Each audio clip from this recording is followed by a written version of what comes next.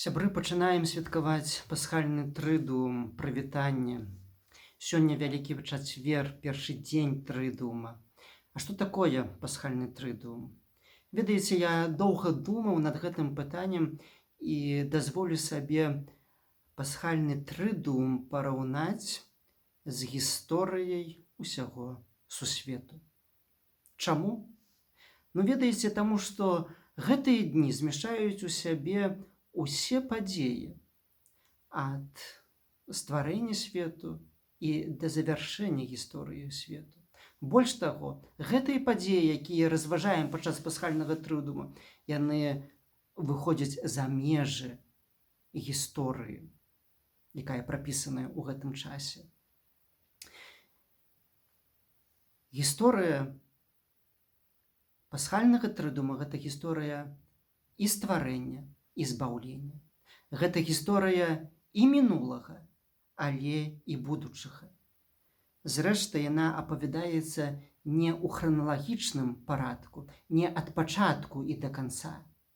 Але гэта гісторыя пачынае апавядацца з завяршэння, самай кульмінацыі, самага цікавага. Гэта гісторыя прысвечана найбольш галоўным падзеям з жыцця Хрыста. І акурат гэтыя найбольш значимыя падзеі з жыцця Хрыста мы разважаем падчас пасхальнага трыдума. Гэта гісторыя была напісана яшчэ да стварэння свету, а гэта азначае, што ў ёй няма нічога выпадковага.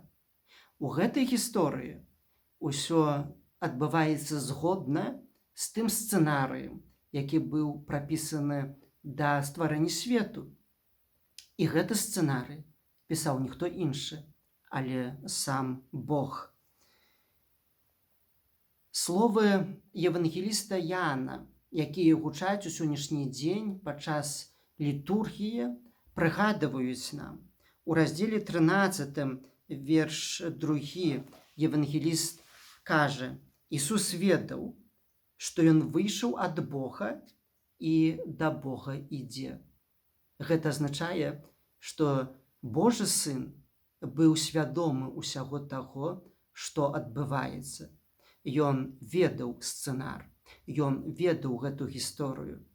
Ён ведаў таксама і чалавека. Ведаў, да якога чалавека прыйшоў, ведаў, хто такі чалавек. І ведаў, што гэтага грэшнага чалавека можна выратаваць толькі адным шляхам, шляхам любві. Праз любоў адбываецца збаўленне. І вось тое, што Божы Сын ведаў чалавека, ягоны грэх, ведаў таксама, што той, каму ён прызнаецца ў любві, той яго не зразумее, той яго здрадзіць, той ад яго адрачэцца, той яго пакіне, але ўсё тое, што Божы Сын ведаў, не перашкаджала яму і далей любіць чалавека. І таму таксама у гэты дзень, у вялікі чацвер, Хрыстос устанаўлівае таінства любві. Гэта таінства любві, таінства апошняй вячэры мы называем святой імшой, таінствам Еўхарыстыі. У Бібліі, у старажытнасці гэта таінства называлася таксама як агапе. Гэта і ёсць таксама ў перакладзе з грэцкай мовы як любоў, гэта таінства любві. Чаму Еўхарыстыя, літургія ёсць таінствам любві? Таму што гэта тайна Божай прысутнасці. Христос у такі незвычайны, незразумелы для нас спосаб пазастаецца праз Еўхарыстыю прысутным у нашым грэшным жыцці. І, напэўна, яму таксама часам смешна ёсць з таго, як мы падыходзім да Еўхарыстыі. Мы часам разважаем таксама, як можам камунію прымаць, ці на руку, ці да вуснаў. Асабліва гэта актуальна ў сённяшні час, у час эпідэміі. Гэта не так важна. Важна тое, што Христос устанавіў гэта таінства з любві да нас. Проста ён пажадаў быць з намі, грэшнымі людзьмі, раз і назаўсёды. Тут няма ніякіх іншых матываў, апрача толькі аднаго матыва, матывы Божай любві да грэшнага чалавека. У гэты дзень Христос таксама устанавіў таінства святарства, паклікаў да служэння тых, каго сам выбраў, палюбіў і паслаў у свет. Святар, які не ёсць у стане спусціцца да ўзроўня забруджанага грахом чалавека і абмыць гэтаму чалавеку ногі, ці можа быць святаром Христовым. Христос у Євангелії паводле святого Яна кажа, абмываючы ногі апосталам, каб і апосталы рабілі адзін аднаму тое ж самае, каб мылі сабе на узаемна ногі, служылі, значыць, іншым.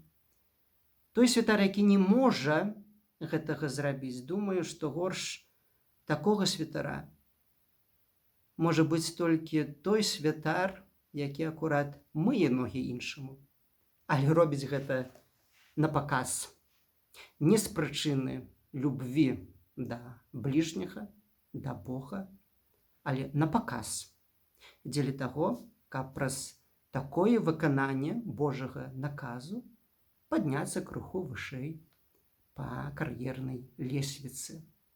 Калі штосьці робім не ад сэрца, а з прымусу на паказ, калі робім гэта не з любві, гэта ўсё губляе сэнс.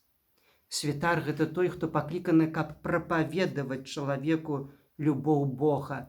Гора, канешне, калі святар прапаведуе выключна языком, а не сваім жыццём, не сваімі ўчынкамі. Вялікі чацвер – гэта той дзень, калі мы ўсе знаходзімся паміж небам і зямлёй і можам сабе задаць пытанне, ці мы ведаем, ці мы разумеем, ці мы памятаем, што кожны з нас таксама ад Бога выйшаў і да Бога ідзе. І на гэтай дарозе, у гэтым вандраванні, мы непазбежна будзем блукаць так, як некалі блукаў народ ізраільскі ў пустыні, бессэнсоўна і год, і 2, і дзесяткі гадоў, аж пакуль у гэтым блуканні не зразумеем, што ва ўсім найбольш істотная ёсць любоў. І пакуль не навучымся любіць, будзем блукаць у жыцці, і жыццё наша не будзе мець сэнсу. Навошта ўвогуле такое жыццё, у якім любві няма? Гэта жыццё бессэнсоўнае. Няхай Христос, які з'яўляецца любоўю, навучыць кожнага з нас любіць. Любіць у першую чаргу сябе, Бога, бліжняга. Са святам вас, вялікі чацвер!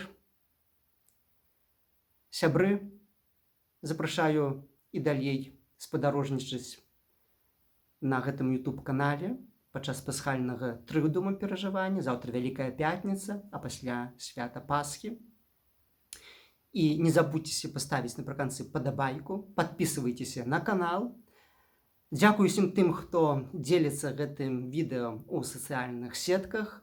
Да новых сустрэчаў, усяго добрага, любві, кожнаму шчасліва.